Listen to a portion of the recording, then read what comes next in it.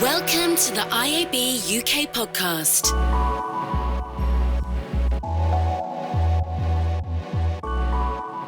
Hello and welcome to a very special episode of the IAB UK Podcast. My name's Sinead and I am the Head of Policy and Public Affairs at IAB UK. And I'm stepping into James's hosting shoes today to hold an exclusive chat with the Right Honourable Lucy Powell MP, Leader of the House of Commons and MP for Manchester Central. She's joined us at Reach's Printworks in Oldham for an event where we're bringing together MPs, regional press and SME owners. Before we get going, a little bit of context about why we're here. Over the past 18 months and in partnership with Reach, the IAB policy team have been on the road from Newcastle to Cardiff, Stoke to Leeds, meeting MPs, councillors, local business leaders and local media to better understand how digital advertising can unlock growth for them. The insights we gathered have been invaluable in helping us understand what's working and what needs to work better, whether that's helping SMEs use digital channels more effectively or ensuring that our regional press can not only survive but thrive in a post-digital world. The event we're hosting here today marks the culmination of that roadshow and the launch of our new report, Powering Up, bringing together the voices and views of those we've spoken to and laying out clear, actionable recommendations to unlock the full value of digital advertising in every part of the UK.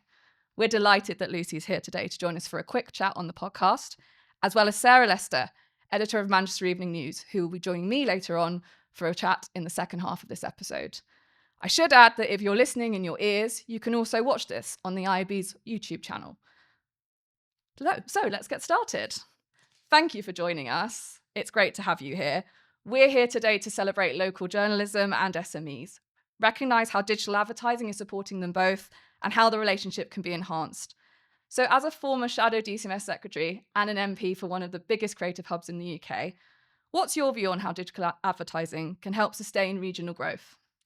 Well, thank you for having me today. And I think the report and the work that you've been doing is really, really important because we've got to better understand this context and make sure that we can help our regional and local media thrive, but also our SMEs really unlock their opportunities for advertising in that space as well. And I think local journalism has never been more important. And I think also the need for local businesses, whether they're small or big businesses, to access the audiences of those local outlets is as important as ever. So, I'm really looking forward to the event today, hearing more about your great work, your great report. But I think it's vital that we really do take steps to support this ecosystem in any way that we can.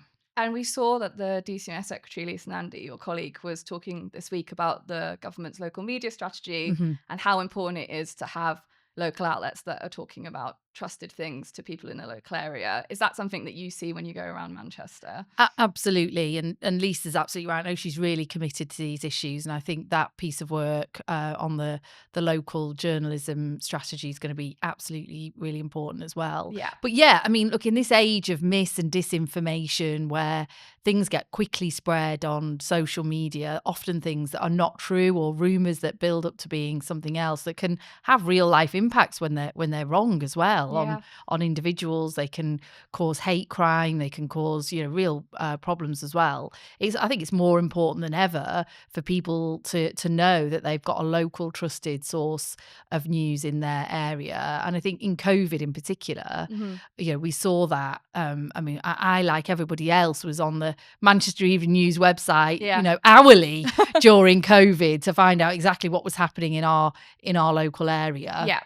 And there's very few places to get that sort of information from. So I think the local is even more important. But as you say, the kind of business models really changed. And that this sort of moment of transition and transformation that we're in, it's just really important that we bring advertising businesses and local journalism together so that the ecosystem as a whole can really thrive. Well, hopefully we can do a bit of that today.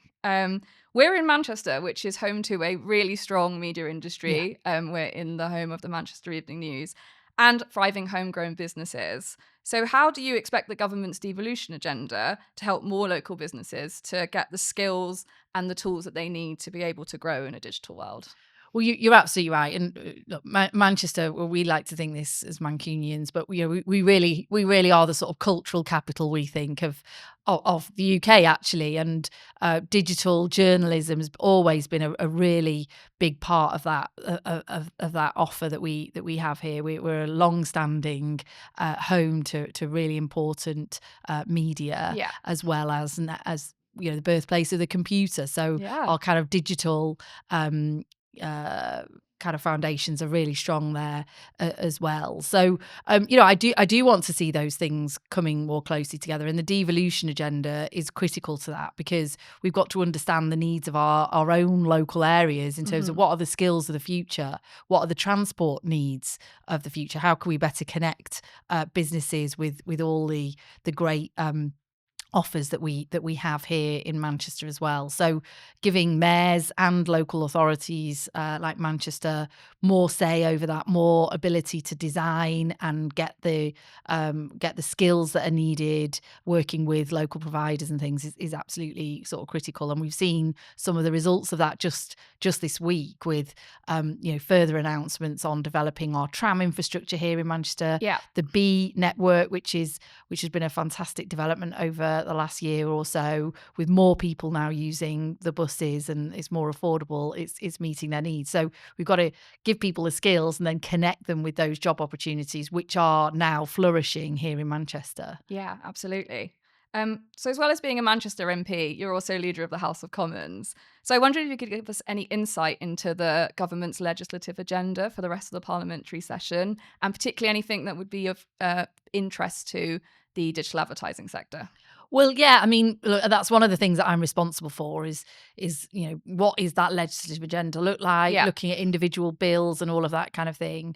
And I'm not sure that there are a few bills that often end up kind of, you don't think they're going to start out life as being something of really real importance in this area. We've got the data bill going through Parliament at the moment, which was not really supposed to be about copyright and AI, which is a really important issue, I know, for journalists and media, as well as others as well. But that's what that bill sort of become about. But that's really important. But I think what it's really highlighted is that we do need to make sure that we've got copyright laws for the digital and AI age. That's vital, because if your work as a journalist is being shared freely by others and being passed off as other people's work, then you can't monetize it, and then you can't professionalize it and get paid for it. And obviously the advertising landscape's changing all the time as well. We haven't got any sort of things coming up that I think are big bills that will sort of affect the sector, but there's obviously new regulations potentially sort of coming in terms of how people can or can't advertise high fat, sugar sort of foods, for example, and that kind of thing. But what I would say is I've seen directly the impact of local journalism on the government's legislative agenda. So we recently passed Martin's Law, which came out of the Manchester Arena attack, and Figan Murray's campaigning on that for the last 3 years. And that Manchester Evening News led that campaign throughout. And it's because of the work that started by Manchester Evening News that's now a piece of law and legislation. And Arab's Law as well, which Manchester Evening News really pioneered.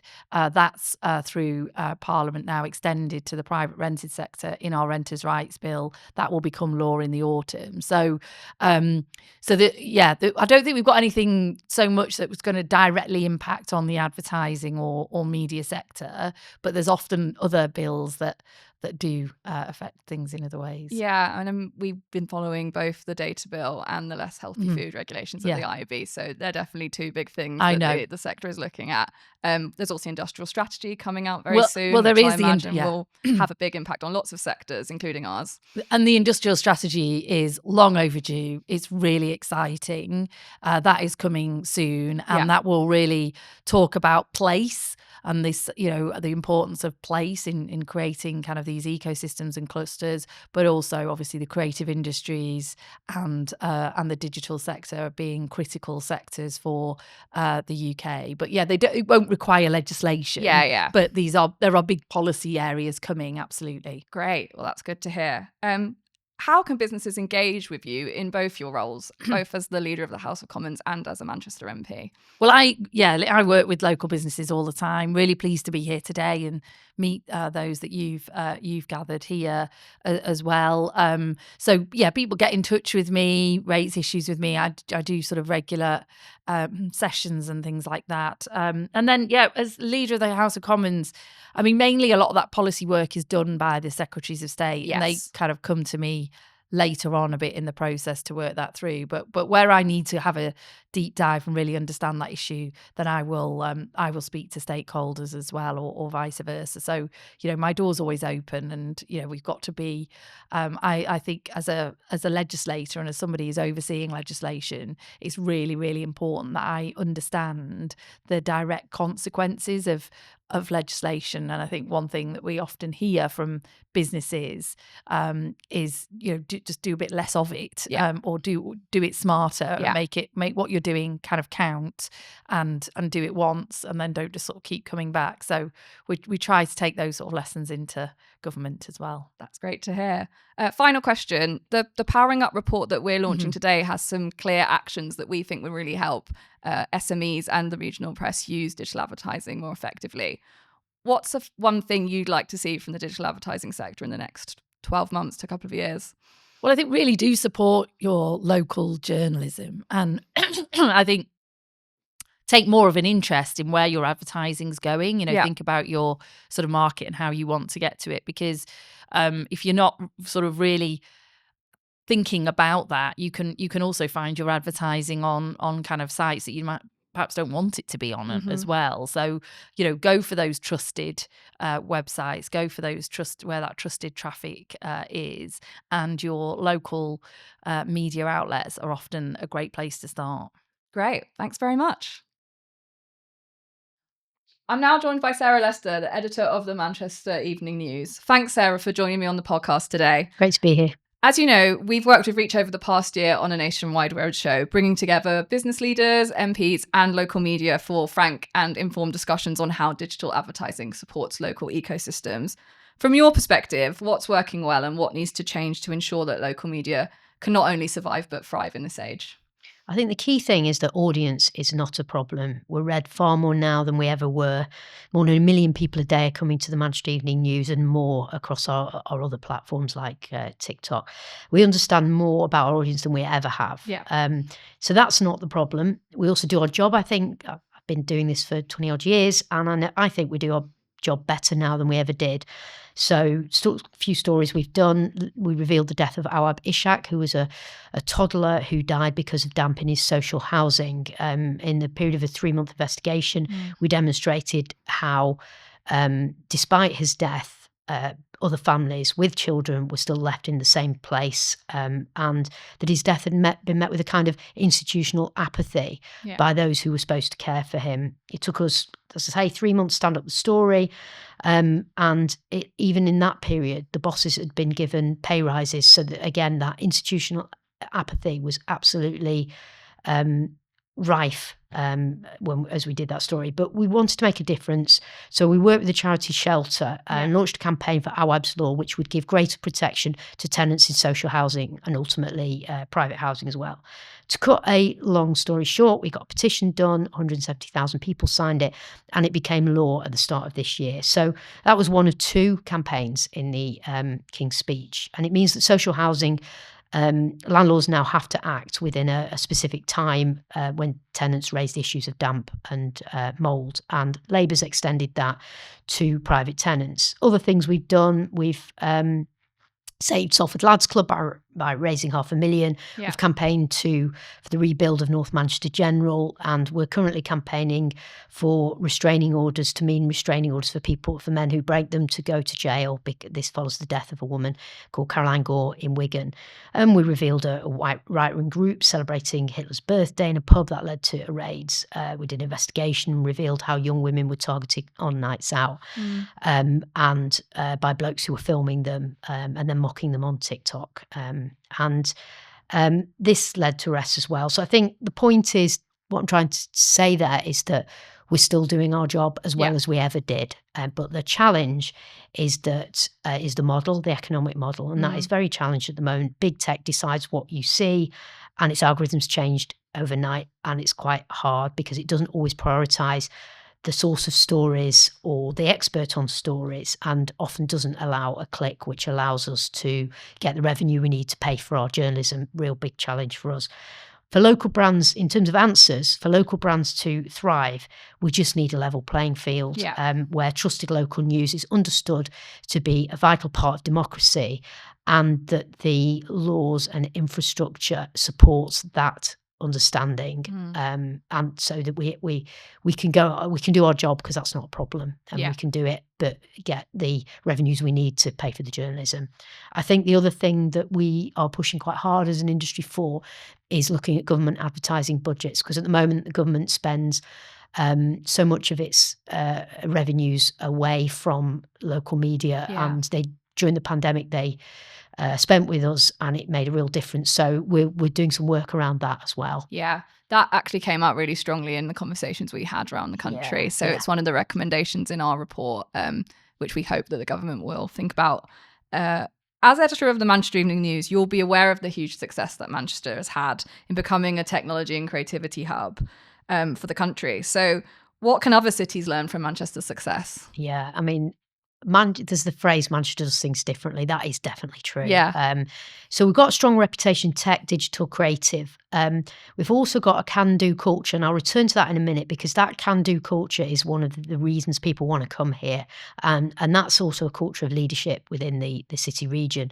So this week there was I was talking to a business editor, and he was telling me how there was an AI company he was talking about which launched an office in Manchester, and at the launch, the boss of it said he praised organisations like Manchester Digital and Midas, who attract business to our city. And he said, it seems to be a city that comes from a position of yes. And I think that can-do attitude is really important. So when companies want to come to Manchester, the city welcomes them. Yeah. So the region's already got the UK's biggest AI cluster, biggest outside of London, and one of the biggest in Europe. We've got, I just look at the stats, but it's worth $4.2 billion, £3.1 billion, and 5 times what it was worth in 2020. 13,000 people in Greater Manchester work in AI. So but it's not just businesses who've come here, the startups, and the startups are really growing here. And I read some data that suggests that eventually by 2035, that should support around 25,000 jobs. Wow. And so it's really big. E-commerce is big. We've got things like Pets at Home, Hook Group, Auto Trader, Booking.com. So we've got the workforce, also strong in cybersecurity, and of course media, not just us, but when the BBC moved Media City to Salford, that was a great enabler. Obviously ITV's there, but it's all the kind of infrastructure and the smaller TV creative industries that also moved to the area, and they clustered around the site, and that's been very good. Video games, we're good at video gaming and esports here. All of this is underpinned by the fact we've got these amazing universities. So we've got the pipeline of talent, and that helps people invest here because there's a tech and creative workforce and a history of innovation. Look at graphene. So the government's announced recently that it's going to cluster digital roles here with the new central retail park. And I'm just going to come back to where I started, which is the Manchester approach, playing to our strength. We've had political stability, and despite being a journalist, I can honestly say we've had some really strong leadership. We had Howard Bernstein and Richard Leese, and real consistency of approach. Bev Craig now. So we've got a real... I think that stability is reassuring, that people can do business here, and everybody sings from the same song sheet. So you don't get difference. You get one person. Greater Manchester speaks with one voice. So the GMCA, the Combined Authority, Andy Burnham, say the same thing as the university leaders, as Bev. And I think that really works. And I'm going to tell you one anecdote you might like, which... I was at Howard Bernstein's memorial recently, and George Osborne spoke, and he talked about the discovery of graphene in Manchester, and that Howard had been involved with the discovery of, he knew it had come, and the Americans knew what the potential of this was. And they bid, as often they do when the innovation is, they put a huge amount of money, come to one of the big universities here, we will give you can then do graphene. And Howard rang up Osborne and he said it was quite unusual at the time for a chief exec to ring the Chancellor and said, you've got to get me, and I can't remember the exact figure, it was something like 30 million in 24 hours, and we can keep it, we'll set up the Graphene Institute, and that will come from Manchester. And it happened. Now, that was a can-do attitude from Howard Bernstein, which has stayed. So where's the impossible? Where do we need to get to?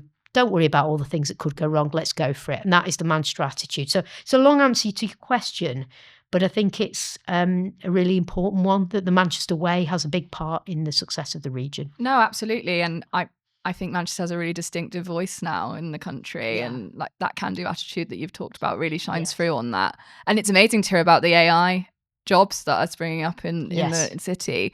Lucy mentioned in her earlier interview about Manchester being the home of the computer. So it's like a through line to that now. Talking about the conversation with Lucy, we had her on the podcast earlier to give her views on digital advertising's role in supporting local economies. What stood out from you from what she said? Well, I love to hear what she said about the MEN, because that was lovely. Yes. She was very complimentary. I think her support for the bill, for the work being done, the local news strategy, was really, really important. And just her, I think I took from it the words she said around misinformation. If we're not really careful, and you know, that's what I talk a lot about misinformation. If we're not really careful, people will grow up not understanding the difference between fact and fiction. And we've seen that during some recent big news events where you have to be really careful where you get your information from. And I think that really stood out. So it was great to see her seeing that and seeing the role that local news will play in countering misinformation and disinformation, and then also the fact that she clearly supports the local news work that we're involved in. Yeah, going on to the local media strategy, which DCMS is leading, and the DCMS Secretary Lisa Nandy spoke about so positively this week. She said that it would ensure people in every town, city and village can access trusted news that reflects their lives. And it's coming out later this year. What would you like to see in it? Well, it's kind of a lot of what I've said before, really. I would like to see a big tech looked at and a more level playing field. And I'd like to see a recognition of the vital role in democracy that we play. I'm not sure it's fully understood. What I've been heartened by, I've spoken to Lisa quite a bit about this, is she absolutely believes it. And I'm absolutely convinced if she gets the support of the rest of government, she will make a difference. And that could be a significant legacy for this government to look back and go, actually, we preserved something that was incredibly valuable, because it is an existential threat, really. So I think there's that. The government spend thing is a big thing for us. I'm not sure why they wouldn't be spending. And I think we need to unpick and understand that, because I don't want charity. What we do has eyeballs on it. It's really important. So it's not charity. It's just go. And actually we can segment the audience in a way that others can't. So we can actually really target perhaps underserved communities more than perhaps others can. And I'm not speaking, obviously we're part of a PLC. I think this is as important for the smaller news provider as it is for a big provider. I speak as in terms of all local and regional news.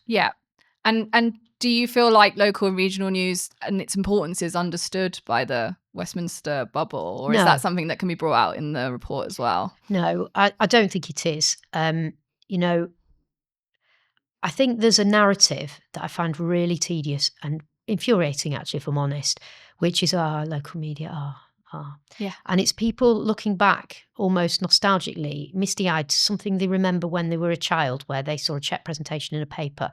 Well, that content is not of interest to the audience. We don't do that anymore. What we do is serve our communities with information. We're at every cordon. We go to court. We do agenda setting stuff like I've talked about.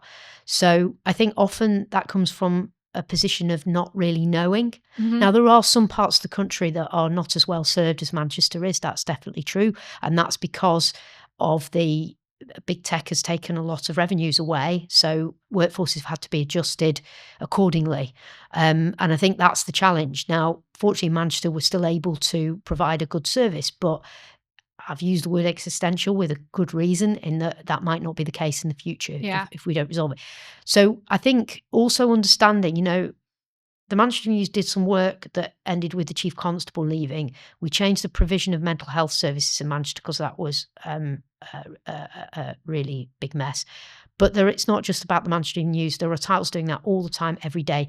But because a lot of media is based in London, it's not seen, but it is making a difference. So you're absolutely right to bring me back to that. Yeah. We really want in that bill an acknowledgement of the work we do because, and again, this is our job. It's not like a big ego thing. It's more like, can you please see the value of this and understand where it fits in the whole ecosystem of the media in this country? Yeah, absolutely. And we'll be sending officials a copy of the Powering Up report, which hopefully echoes a lot of what you've just said. Can you tell us about how you're adapting at the Manchester Evening News to ensure that your journalism remains relevant and seen by as many people as possible? Yeah. So when I started, we were just a print title, and I used to edit the print paper, and we're you must have seen a lot of change. A huge amount of change, and I've loved it, and I love the job, and it's exciting now, probably more than in the print days, but it's always been a really exciting day. I never, I come into work and it's never the same day, and I can understand the audience in a way that I never did. So I've seen huge change.